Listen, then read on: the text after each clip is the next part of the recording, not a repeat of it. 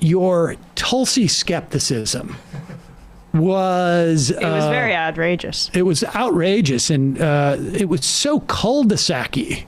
I know, right? So cul-de-sac-y. Don't you appreciate that she is an anti-imperialist? She is anti-war, except for those Islamos. Well, you know, the thing about it is that my lawyer parents told me that I need to stop Tulsi at all costs to keep the war machine going, which is why my commentary was so spicy. Okay. Please do the honors. Yes. On behalf of the deep state, I present to you Tulsi Gabbard on Tucker Carlson's program with her take on the drone strike in Kabul that killed children and an Afghan aid worker when we were trying to target ISIS-K. 10 people. Yeah. Congresswoman, thanks so much for coming on. So you get to lie. I mean, this will not shock you because you've seen it so much, but you get to lie about the loss of human life, you get caught, and nothing happens to you? What kind of system is that? I mean, this kind of accountability is critical. I want to point out first that anytime there are civilian casualties in war, it is tragic and terrible.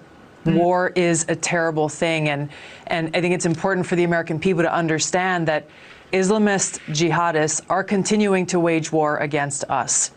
And the Islamist ideology, not the same as the religion of Islam. I just want to, like, if somebody out there has whiplash, I know. I just want to explain. Hard pivot. I'm anti-war against the Islamists.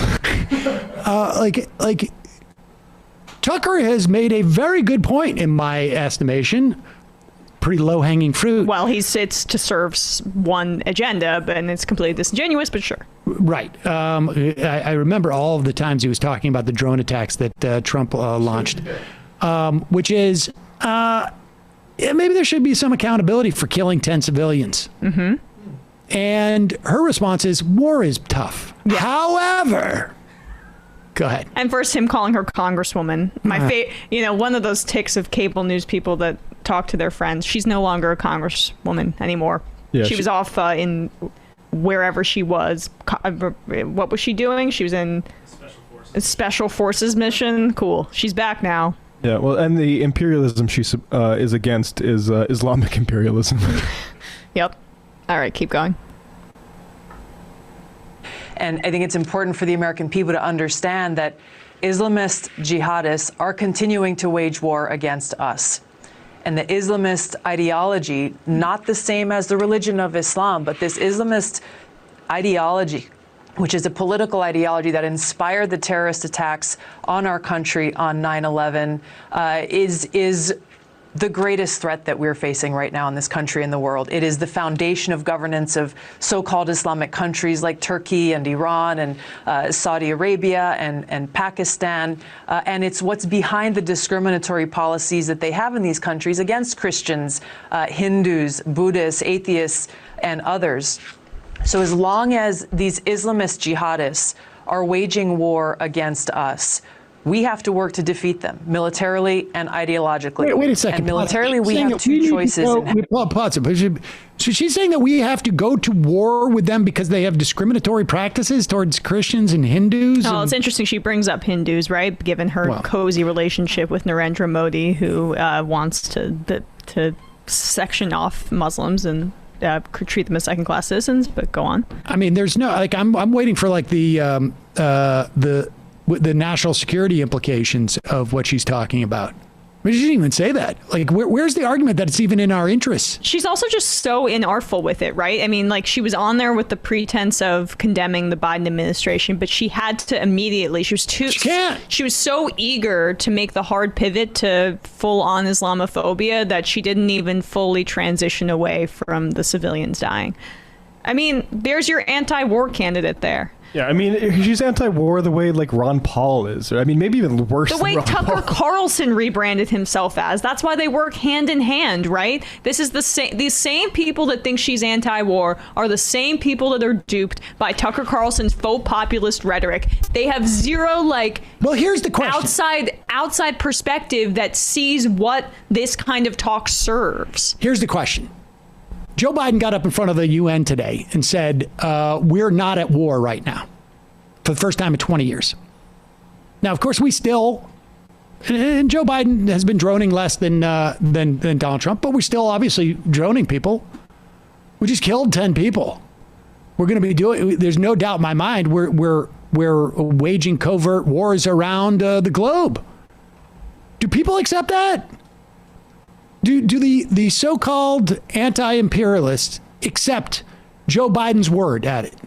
Because if they do, or if they don't, rather, how do you not have a problem with someone actively advocating to do those actions that Joe Biden is supposedly doing and still say that person is anti-war? Well, I mean, first she condemned the deaths of civilians and then immediately, without context, pivoted to how Islamist ideology, which isn't a thing, is the greatest threat that our world faces. Like, please imagine having that myopic of a view of the world when you're supposedly, or at one point branded yourself as a progressive, a Democratic presidential candidate, a congressperson, when you don't see that U.S. imperialism over the past many decades, and imperialism in general, is what led us to this point. Like, you're an unserious person. Bradley, can you, before we start planning again, back up to the point where she suggests military action against Islam, or these Islamists, for the folks that say, are you saying Tulsi's for war? I don't know what else military action. It's just action. It's not war. She didn't say military war, Matt.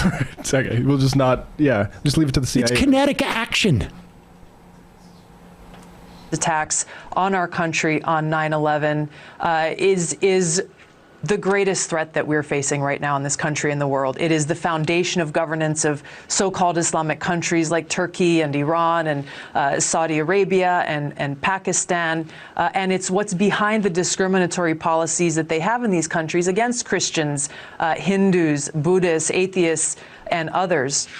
So as long as these Islamist jihadists are waging war against us, we have to work to defeat them militarily and ideologically. And militarily, we have two choices in how we do that. Number one, we can continue to invade and occupy and nation-building countries around the world, just as we did in Afghanistan, at great cost.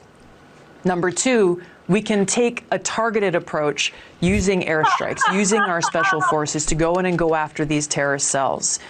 The reality is that the cost to the American people, the cost to our troops, the cost to civilians will be far less if we take this very targeted approach to go after these jihadist terrorist cells than if we continue making the very same mistakes that we saw in Afghanistan and other parts of the world of invasion, occupation, and nation building. So you're in favor of these drone strikes. You're in favor of air attacks. You start off by giving lip service to the fact that it was a tragedy that, 10 innocent people died when we tried to retaliate against ISIS-K, and then go on to advocate for that same approach. You're not even coming on to do what Tucker asked you to do, girl. I know it. You're coming on and you're advocating for Biden's position, except way worse. I would say this is, Donald Rumsfeld, bless his soul, I think would be very happy. I think he would agree. This is why we wanted that lighter footprint. We go in, we kill, we go out. But this whole crowd, they were against Hillary Clinton. She's such a war hawk, right? She was in favor of the Iraq War and the Afghanistan War, and their motivation for opposing her wasn't entirely based on sexism, but there was an element to that. They supported a woman whose ideology in terms of international intervention is basically fundamentally the exact same. That's not an anti-war voice. She's a fascist in a different her fascism is a little bit more associated with her Hindu nationalism as what I was going for. But yeah, I mean, that's at least right now that's what she's trying to appeal to. That was pretty impressive. Amazing how regularly she proves all of her critics right, particularly lately. It's gotten easy. Folks, there's more of what you've just saw where that came from. That's if you hit the subscribe and like button. Thank you. Really, thank you.